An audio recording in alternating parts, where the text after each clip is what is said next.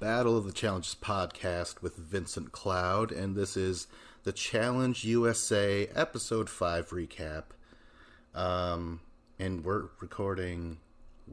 I am recording about 7 hours before the next episode, but perhaps we could wring out a little bit out of this episode that might not have been covered by other podcasts. You know, I would imagine I'm not the only podcast challenge subject.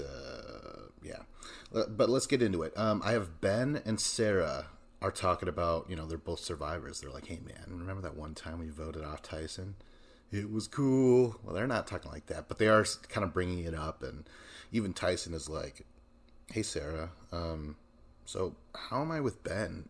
Am I cool? And she's like, oh yeah, you're totally cool.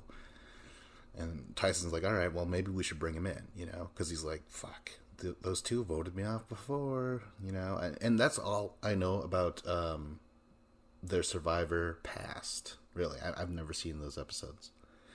And then we also have Cache and Cinco discussing just the awkwardness, the terrible nature of just being on a show with your ex.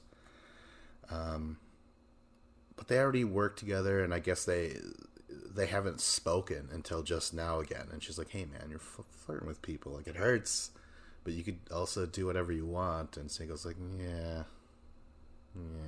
He doesn't really say much. In fact, he especially doesn't say much after the mission, when they're like, give us a name. Name names. And he's like, So it might be just because his ex is there and you're just so emotionally downtrodden. He's like, oh God, it doesn't matter. If I say something, she'll turn it into something later. That's not just her being a gossip. It's just her because she loves/hates me right now. This is horrible. Horrible. So I do feel bad for Cinco, especially because, spoilers, he gets eliminated, So let's get into the mission. Barreled treasure. Swimming 150 yards to a buoy. Remember a code, like a 9-digit code, something like that. And then swim further, a good 90 yards? Feet? What did I say? But either way, on that boat, there's the barrels. But there's a bunch of barrels, so you have to make sure you get the right one. If you pick the wrong one, you got to swim back, and that's what happens to Cache and Tyson. That's extremely annoying. But yeah, there's two. You have to swim back and forth for each pair of pieces of puzzle once again. Now, this is the puzzle era, right? I mean, when did this change where there's a puzzle in every single daily challenge? And there's even a lot more puzzles in the eliminations. Are there going to be a hall brawl where it's like, okay, you got to get past each other, but pick up these pieces and make it work, That would be bizarre. But it's possible. Really, this is the puzzle era. There are several eras in the challenge. Let's see here. The first 4 seasons, I want to say, is one era where I don't even know what that is. Let's call it the Cretaceous period of the challenge, because it was almost unrecognizable to today's standards, right? And then we have real world versus road rules. So, from Battle of the Seasons to the Gauntlet 2. And then we have the Fresh Meat era from Fresh Meat. And then that kind of goes on to about the end of, Rivals 2. And then from there, Free Agents onward for since then, I would consider the Twist era, where everything was twisted. Like, the producers had a hair up their ass. And they're like, oh, we can't ever do anything the same ever. Like, even, people like that, but we got to change it now, mutate it now. Like, like they're just constantly remixing old shit. It's like they're trying to catch us off guard. Us as in, like, the hardcore veterans and, the viewers and stuff like that. But that now has changed to the puzzle era. There's weird idea that the only way anything could be possibly leveled or an equalizer is a puzzle, when in fact I disagree. I mean, if CT comes back, if Cara Maria comes back, fucking why bother? Those are the puzzle masters right there. I mean, you could really, it's just like, hey, swim and do a puzzle. Climb down a building and do a puzzle, It's that sort of thing. It doesn't matter. As soon as you add a puzzle, that, like, CT and Kara are going to have that extra edge, for sure. It's nuts, man. And I think this puzzle era might have started, I almost want to say Spies, Lies, and Allies, but that might be it, actually. Yeah. Where there was all of a sudden puzzles popping up left and right, man. But on to the actual mission itself. I have Azah can't swim, and in fact, this is going to cost her and Cinco. They're going to sink. Oh. And you know what? Ultimately get eliminated. That sucks. Cache and Tyson. Oh, that's right. So they're coming from a severe, like, handicap. Like, right away, Cache, she just pops open a can and it's the wrong one, so they have to go back, right? But even with all that, when she's just kind of like doing the little, I was going to say she's motorboating it, but she's just doing a little kick, But Tyson has to grab her coat, her life jacket, and pull her at the same time. But to come back and win the whole thing, that is nuts. I also have Danny saying Kiki, and everyone take a shot. This is the new drinking game, right?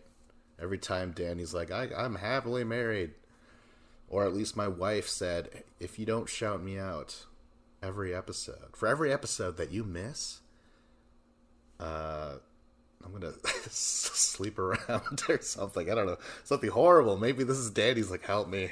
My wife controls everything. Help. Sarah carries Leo on her back. Oh my gosh. Okay, so this is funny because Sarah is gonna, do a campaign of sorts, saying like, "Oh my God, Leo, he's fucking terrible. If I was a cop and I pulled him over, I'd plant weed in his car." Just because she's like, "Oh, he's bad," and maybe he is, but she's a big promoter of that idea. And spoilers, they're gonna get voted in because of that fact. I mean, like, not all of it, but a big chunk of it is that eventually all the women are like, no, I don't want to be with Leo. Him and all his cat shenanigans. What else do I got here? Derek and Kayla. Oh, they were doing really good. Darn it. Like, they got to the puzzle first and stuff. But they just, I don't know. I don't know what's happening here. Maybe Tyson. Did Tyson win a lot of puzzles in Survivor? Do they have a lot of puzzles in Survivor? Because that's the thing. I'm telling you right now, if people back in the day were like, oh, it's fucking, it's all physical now, Well, before that it wasn't, and then it was, and now it's puzzles. It's a totally different thing. Imagine that if all of a sudden everything involved swimming from here to there. Now Wes is going to be that guy who is like, well, why don't we just give it to him now? Why are we even here? You know what I'm saying? Like, they're just consider that. What if there was every mission involved eating something? Well, then you're fucked, because like if Tony was around, Jesus, like, think about it that way, please, and let it slowly eat away, and you can no longer enjoy the show. Okay, so Tyson and Cache do win. Cinco and Azah get last. Back home, Cinco takes Azah aside, and he's like, "Hey, man, we're not gonna say a damn thing to Cache, Like I said before, like she's gonna use it and make a thing out of it, and So, but this is the best part, because it, in a way, validates my whole idea about that. The segment where the winners and the losers sit down and look at the board, and they discuss who do you want to go against? It doesn't matter, because right now, Cinco, they refuse to say anything. Exactly. So what happens now? The same thing that would have happened anyways. The champions ultimately decide. I don't know. Yeah, I'm so glad. Thank you, Cinco. You it really sucks that you had to be around your ex. Not that she's bad or you're bad, but just, that emotional element in the air. They're like, oh God. Ah. Yeah. So yeah, it's exposed. It's exposed. This is a useless segment. And then Asash is like, the tension, you could cut it with a spoon. So the tension is... What does that mean? And why aren't you... What are you, out of knives? Come on. Kayla and Tyson. Oh, okay, so Tyson, because there was no names given, he's just like, well, I'm just going to go talk to people. And he's talking to Kayla. And Kayla, she's like, oh my God, I'm next, or something like that. That's just what she assumes. Because she's Big Brother? Is she Big Brother? No, she's Amazing Race, right? She's like, hey, if there's any grievances at all in this little kingdom of yours, Tyson, your fucking dude, Ben, he's complaining, man. He's like, I wish I could win, But it's like, that's all. No, I'm sure a lot of people are like, I wish I could beat Tyson, but Tyson's like, so what you're saying, Kayla, is that I gotta go against a fellow survivor. Like, I don't know. At first I thought that Big Brother were fools for going against each other, but now it's similar. It's the same thing. It's like, oh, this guy did me dirty in the past, even though we're in this alliance where numbers is key in this situation. Right away, Tyson's like, no, might as well. I mean, he doesn't put Ben in, but he does go put Sarah in.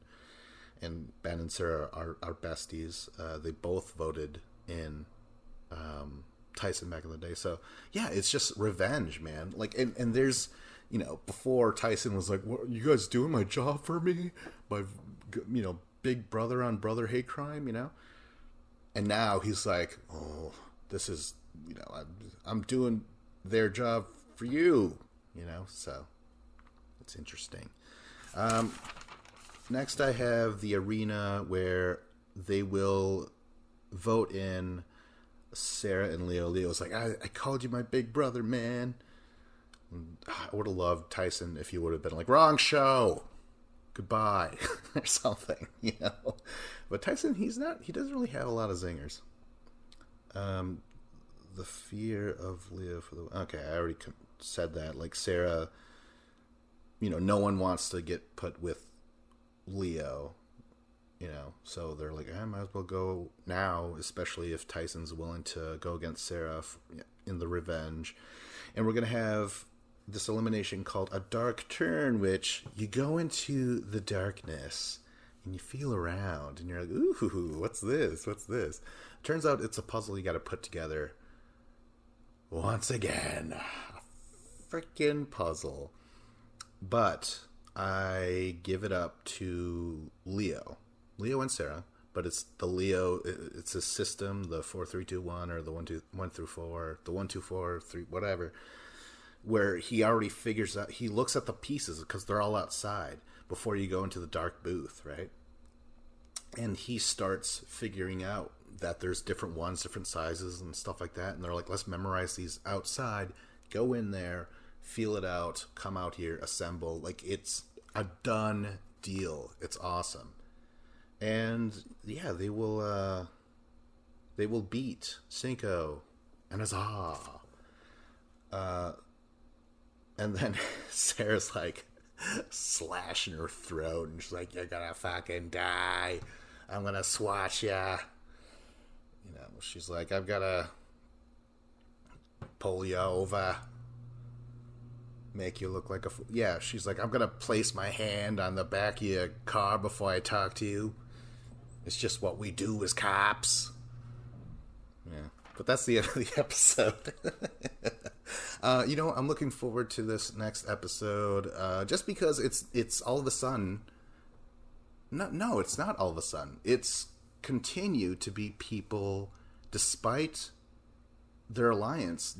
It's personal. They're bringing in so much past with them that they are just turning on each other, and they have been, right. Like, didn't what's his name? He was like, I'm willing to go against Leo. What's his fucking name? Oh, he's gone now. But he was also Amazing Race. But yeah, like in the show, subscribe, comment if you want. This was Battle of the Challenges podcast with Vincent Cloud.